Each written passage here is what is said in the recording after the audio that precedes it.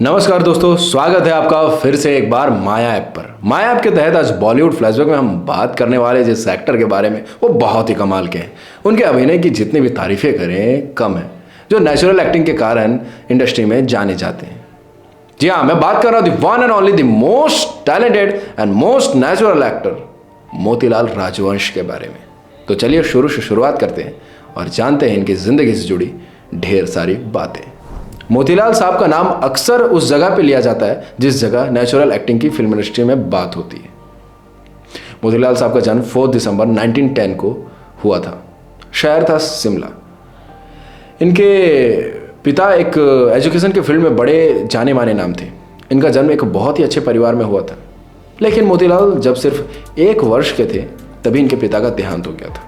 और उसके बाद इनके अंकल, जो कि उत्तर प्रदेश में रहते थे और एक जाने माने सिविल सर्जन थे, उन्होंने ही उनके पिता के जाने के बाद उनका देख रेख किया, उनका पालन पोषण किया।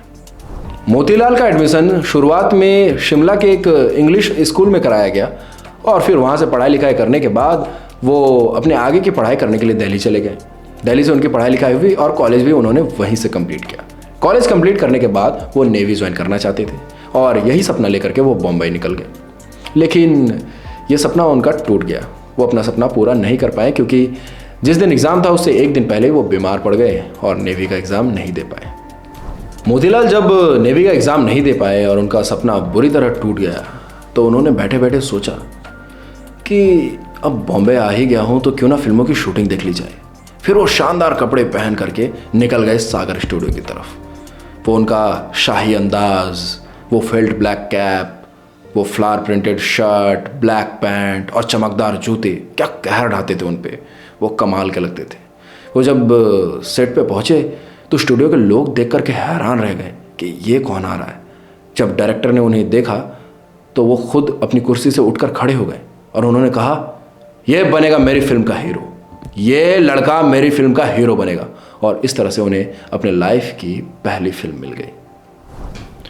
और इस तरह से 1934 में उन्हें फिल्म मिल गई जिसका नाम था शहर का जादू। और सिर्फ इतना ही नहीं, उन्होंने फिल्म में एज अ एक्टर ही नहीं काम किया था बल्कि उसमें एज अ सिंगर भी काम किया था। उन्हें सिंगिंग की बहुत अच्छी जानकारी थी। और बात करें अभिनय की तो उनकी अभिनय की प्रतिभा ऐसी थी कि जो छिपाए नहीं छिपती थी।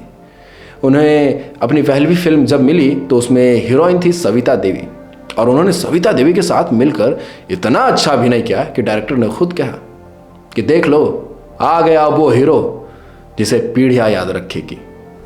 इस फिल्म के बाद 30 के दशक में ही इनकी कई और बेहतरीन फिल्में आई, जैसे कि सिल्वर किंग, लगन बंधन, जागीरदार। इसके बाद इन्होंने कई बेहतरीन फिल्में की और 1937 में इनकी फिल्म आई कुलवधू, जिसमें इन्होंने रोमांटिक रोल किया और उस कैरेक्टर ने सबको पीछे छोड़ दिया। और इस फिल्म के बाद 1938 में इनकी एक और फिल्म आई जिसका नाम था हम तुम और वो। मोतीलाल साहब सिर्फ रोमांटिक कैरेक्टर्स ही नहीं बल्कि कॉमिक कैरेक्टर्स के भी महारथी थे। वो हर तरह के किरदार बहुत ही बखूबी निभाते थे। बहुत से एक्टर्स इंडस्ट्री में तो एक्टिंग सीख कर आते थे, उन्होंने बहुत जगह से प्रशिक्षण लिया हुआ था, लेकिन मोतीलाल साहब कहीं से कुछ नहीं सीखे थे। वो नेचुरल एक्टर थे और उसी में बिना सीखे वो इतना कमाल का एक्टिंग करते थे कि लोग उनसे प्रभावित हो जाते थे, लोग उनकी एक्टिंग से आकर्षित हो जाते थे और अच्छे अच्छे एक्टर्स उनकी तारीफ़ें करते थे। उन्हें देखकर हैरान हो जाते थे कि बिना सीखे इन्होंने इतनी अच्छी प्रतिभा कहाँ से लाई। मोतीलाल साहब 40 के दशक में रंजीत स्टूडियो के साथ काम करना शुरू कर दिया था और उन्होंने साथ में मिलकर के फिल्म की थी दिवाली। और उसके बाद उनकी दूसरी फिल्म आई थी जिसका नाम था होली। 1941 में इन्होंने एक और फिल्म की थी जिसका नाम था शादी, जिसे जयंत देसाई ने खुद डायरेक्ट किया था और ये फिल्म काफ़ी अच्छी रही थी। फिर महबूब खान की फिल्म तकदीर में भी इन्होंने बहुत अच्छा काम किया और उसके बाद मज़ार खान की फिल्म पहली नज़र में भी इनका काम देखने लायक था।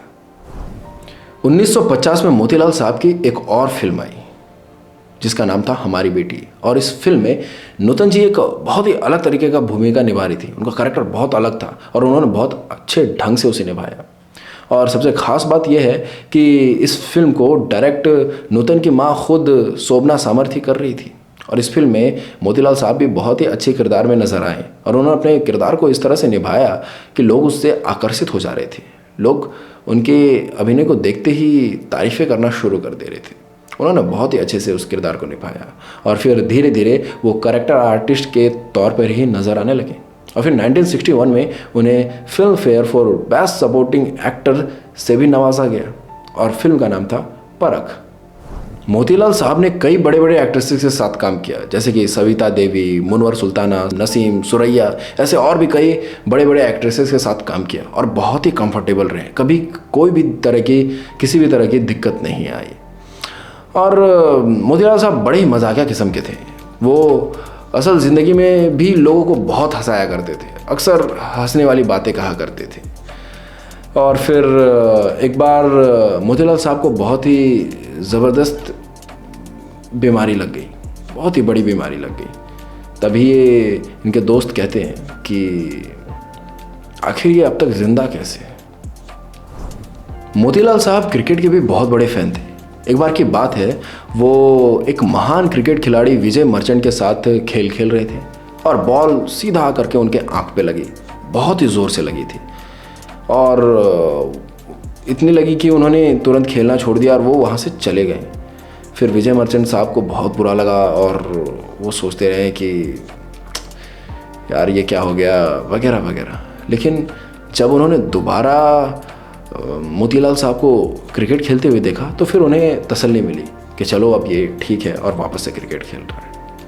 मोतीलाल साहब एक ऐसे एक्टर रहे जो फिल्मों में तो महज इत्तेफाक से आ गए थे, लेकिन वो अपने रईसाना शौक और शाही अंदाज के लिए बहुत मशहूर थे। उन्हें तेज़ कार चलाना, घोड़सवारी करना और हवाई जहाज़ उड़ाना बहुत पसंद था। उनकी गिनती अव्वल दर्जे के घोड़सवारों में होती थी। उन्हें घोड़सवारी बहुत अच्छी लगती थी। वो अक्सर रेस खेलते थे और उनका जो सबसे फेवरेट घोड़ा था उसका नाम उन्होंने ट्रेटर रख दिया था, क्योंकि वो जब कभी भी जीतने को होता था तो वो पीछे मुड़कर देखता था, इसलिए उसका नाम ट्रेटर रख दिया था उन्होंने। मोतीलाल साहब ने अपनी पूरी ज़िंदगी अपने शर्तों पर जिया था। अब मोतीलाल साहब के निजी ज़िंदगी की तरफ रुख करें और उनके अफेयर्स के बारे में आपको बताएं तो इसमें सबसे पहला नाम आता है शोभना सामर्थ का। शोभना सामर्थ भी बिल्कुल मोतीलाल साहब की तरह ही थी। वो भी अपनी ज़िंदगी अपने शर्तों पर ही जी थी और जब ये दोनों एक दूसरे के करीब आए और एक दूसरे से प्यार हुआ तो इन्होंने बेधड़ल्ले से सारी बातें अपने फैमिली वालों के सामने रख दी। शोभना सामर्थ का असली नाम था सरोज सिल्होत्री। उनके पिता सिल्होत्री बैंक के मालिक थे, लेकिन धीरे धीरे जब बैंक घाटे में जाने लगा तो उनकी पूरी फैमिली बेंगलोर शिफ्ट हो गए और वहाँ उनके पिता ट्यूशन्स देने लगे और उनकी माँ स्कूलों में पढ़ाने लग गई। लेकिन फिर 1931 में उनके पिता का देहांत हो गया और फिर वो दोनों वापस से माँ बेटी मुंबई लौट आए और अपने मामा जी के यहाँ पे रहने लगे थे। और जब वो मामा जी के यहाँ रह रहे थे, इसी दौरान शोभना को फिल्मों में काम करने का मौका मिला, लेकिन उनके मामा को ये बिल्कुल पसंद नहीं था। उन्हें सख्त नफरत था फिल्मों से। वो सोचते थे कि अगर शोभना फिल्मों में काम करेगी तो उससे शादी कौन करेगा। ये सोचकर उन्होंने साफ साफ उसे मना कर दिया। फिर कुछ समय के बाद उनकी माँ ने अपने सारे गहने बेच दिए, अपने जेवर गहने सारे बेच करके कुछ पैसे इकट्ठे किए और अपने भाई का घर छोड़कर अलग रहने लग गई। वो जहाँ अलग रहती थी उस घर के जो मालिक थे वो खुद एक फिल्म प्रोड्यूसर थे। एक बार इत्तेफाक से दोनों माँ बेटी उनके घर पहुँचे तो वहाँ उन्हें एक नौजवान मिला, कुमार सेन सामर्थ उनका नाम था। वो जर्मनी से सिनेमेटोग्राफी सीख करके आए थे और फिल्मों में अपना सिक्का आजमाने की कोशिश में थे एज अ डायरेक्टर। तो उन्होंने जब शोभना से मुलाकात हुई उनकी तो आंखों आंखों में दोनों में प्यार हो गया और उन्हें बिल्कुल भी इससे ऐतराज़ नहीं था कि शोभना फिल्मों में काम करे। फिर कुछ दिनों के बाद दोनों ने आपस में सगाई भी कर ली थी। सगाई के बाद दोनों ने साथ में काम किया और इनकी पहली फिल्म आई निगाहे नफरत, जिसमें शोभना सामर्थ एज अ लीड हीरोइन थी। और इसके बाद दोनों ने आपस में शादी कर ली और शादी के बाद इनका फिल्मी सफ़र जो था वो चल पड़ा। मोतीलाल साहब अपने शुरुआती दिनों में सागर मूवीटोन स्टूडियो के साथ काम कर रहे थे और इनका काम काफ़ी अच्छा चल रहा था। इसी दौरान इस सागर मूवीटोन स्टूडियो को शोभना ने भी ज्वाइन किया और शायद यही वो जगह है जहाँ से मोतीलाल साहब और शोभना सामर्थ की दोस्ती की शुरुआत हुई। दोनों ही बिल्कुल एक जैसे ही थे, दोनों ही मस्त मौला, अपनी बातें खुल कर रखने वाले और खुलकर अपनी ज़िंदगी को जीने वाले थे। वो समाज के बातों से या तानों से डरते नहीं थे या किसी भी चीज़ की परवाह नहीं करते थे। दोनों खुलकर जीते थे। यही बात दोनों में बहुत कॉमन थी। और इसके बाद भी इन दोनों के बीच काफ़ी समय तक सिर्फ दोस्ती ही रही, कुछ बात आगे नहीं बढ़ी, क्योंकि दोनों ही अपनी अपनी दुनिया में मशगूल थे।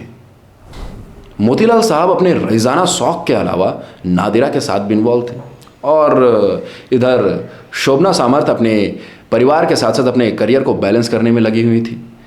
उनके 4 बच्चे थे, और फिर 40s के आते आते शोभना और उनके पति के बीच अनबन हो गया और दोनों का परिवार टूट गया, और आखिरकार दोनों में डाइवोर्स भी हो गया। और यही वो वक्त था जब शोभना सामर्थ मोतीलाल साहब के इमोशनली करीब आने लगी, और मोतीलाल साहब ने उन्हें बहुत अच्छे से संभाला भी। एक इंटरव्यू के दौरान शोभना सामर्थ बताती है कि शायद ही कोई ऐसा दिन जाता होगा जब दोनों आपस में लड़ते नहीं थे। और उन्होंने ये भी बताया है कि कई मायनों में मोतीलाल साहब उनके पिता जैसे थे। उनका चलने का स्टाइल, बोलने का स्टाइल, हैट पहनने का स्टाइल, हर तरह की चीज़ों में उन्हें मोतीलाल में अपने पिता की झलक दिखती थी। मोतीलाल साहब बहुत ही उदार और उसूलों वाले व्यक्ति थे, और यही वो वजह थी जिसके कारण शोभना सामर्थ मोतीलाल साहब के करीब खींचती चली गई। मोतीलाल साहब शोभना से बहुत प्यार करते थे। एक बार की बात है, एक किस्सा है, जब शोभना सामर्थ मुंबई छोड़ करके लोनावला रहने का फैसला किया था, तो जो मोतीलाल साहब थे इस फैसले से बहुत नाराज़ थे और उन्हें ये बिल्कुल भी पसंद नहीं था। वो शोभना को बार बार मना कर रहे थे कि मुंबई मत छोड़ो, लेकिन इसके बावजूद शोभना मुंबई छोड़कर लोनावला शिफ्ट हो गई। तो मोतीलाल साहब ने एक प्लेन किराए पे लिया और उनके छत के ऊपर से पत्थरों की बारिश करने लगे, और पत्थरों पे जो कागज़ लिपटा था और हर कागज़ पे लिखा हुआ था I love you, I love you, I love you. दोनों ने एक दूसरे का साथ बहुत ही अच्छे से निभाया, भले ही दोनों के रिश्ते पर शादी का मोहर नहीं लग पाया। जब शोभना सामर्थ ने यह फैसला किया कि वो अपनी बेटी नूतन को फिल्मों में लॉन्च करेगी, तो उस फिल्म में मोतीलाल साहब ने उनके पिता का किरदार निभाया। कहते हैं कि जब कभी भी शोभना सामर्थ को कोई फैसला लेना होता था तो वो एक बार जाकर के मोतीलाल से सलाह ज़रूर करती थी। वो एक ऐसा दौर था जब ऐसे रिश्तों के बारे में सोचना भी पाप समझा जाता था। उसे ऐसे ऐसे नाम दे दिए जाते थे जो बहुत ही आपत्तिजनक होते थे। उस वक्त भी मोतीलाल साहब और शोभना सामर्थ का ये रिश्ता, ये बेनाम रिश्ता 10 सालों तक चला। शोभना सामर्थ और मोतीलाल साहब ने दोनों ने मिलकर दुनिया को ये सिखा दिया कि रिश्ते अगर दिल से निभाने हो तो रस्म रिवाज की परवाह नहीं करते, उनकी ज़रूरत ही नहीं पड़ती। मोतीलाल साहब एक बहुत ही अच्छे अभिनेता थे। उनके नेचुरल एक्टिंग के कारण ही लोग उनसे प्रभावित हो जाते थे, और उन्होंने अपने टैलेंट के ही दम पे इंडस्ट्री में अपनी एक अलग पहचान बनाई थी। अब मैंने जैसा कि पहले ही बताया था कि मोतीलाल साहब घोड़सवारी के बहुत शौकीन थे। उन्होंने अपने सबसे पसंदीदा घोड़े का नाम ट्रेटर रखा था, क्योंकि वो जब कभी भी जीतने को होता था वो पीछे मुड़कर देखता था, और यही वो वजह होती थी जिस कारण से वो रेस हार जाता था। मोतीलाल साहब बहुत ही शौकियाना किस्म के आदमी थे। उनका नाम कई बार कई बड़े बड़े हीरोइंस के साथ जोड़ा गया, और कई बड़े बड़े सुपरस्टार जैसे कि राज कपूर, दिलीप कुमार, इन सब के साथ इनके खास ताल्लुकात थे। विमल रॉय की फिल्म देवदास में इन्होंने चुन्नी लाल का किरदार निभाया था, और किरदार को क्या कमाल तरीके से निभाया था कि लोग इनकी तारीफें करते नहीं थक रहे थे। मोतीलाल साहब अक्सर कहते थे कि मैं भारत सरकार से थोड़ा ज़्यादा सोचता हूँ, क्योंकि वो उनकी 5 ईयर्स की प्लानिंग होती है और मेरी 55 ईयर्स की। लेकिन ये किसे पता था कि ये बात जो वो कह रहे हैं वो सच निकलेगी। 7 जून 1965 को जब उनकी उम्र 55 हो रही थी, तब उन्होंने अपनी आखिरी सांसें ली और दुनिया को अलविदा कहकर चले गए। मोतीलाल साहब ऐसे कमाल के अभिनेता रहे हैं जिन्होंने हर तरह के किरदार बहुत ही अच्छे ढंग से निभाए। आज भी किसी को एक्टिंग सीखनी होती है तो उनसे कहा जाता है कि मोतीलाल साहब की फिल्में देखो, चाहे कॉमेडी हो या रोमांस हो या फिर गुस्सा हो या फिर कोई शांत किरदार हो, वो हर किरदार को इतने अच्छे ढंग से निभाते हैं जैसे कि लगता है कि ये किरदार सिर्फ उनके लिए ही लिखा गया हो। अपने इन्हीं मेहनत और समर्पण के कारण बॉलीवुड फिल्म इंडस्ट्री में उनका नाम सदा अमर रहेगा। तो चलिए अगली बार मिलते हैं नए टॉपिक के साथ, जानेंगे उनसे जुड़ी ढेर सारी बातें। तब तक के लिए आपको अगर ये वीडियो अच्छा लगा तो इसे लाइक करें, हमारे चैनल को सब्सक्राइब करें। ये जानकारी आप अपने दूसरे दोस्तों या फैमिली के साथ शेयर करें। अगर आपको कास्टिंग से जुड़ी अपडेट्स चाहिए, ऑडिशंस अपडेट्स चाहिए तो प्ले स्टोर पर जाकर के हमारे माया ऐप को इंस्टॉल कर सकते हैं। वहाँ अवेलेबल है, वहाँ चाहे डांसिंग हो, सिंगिंग हो या फिर एक्टिंग हो, हर तरह के ऑडिशंस अपडेट्स आपको मिल जाएंगे। तो चलिए अगली बार मिलते हैं नए टॉपिक के साथ बॉलीवुड फ्लैशबैक में। तब तक के लिए बाय बाय, टेक केयर।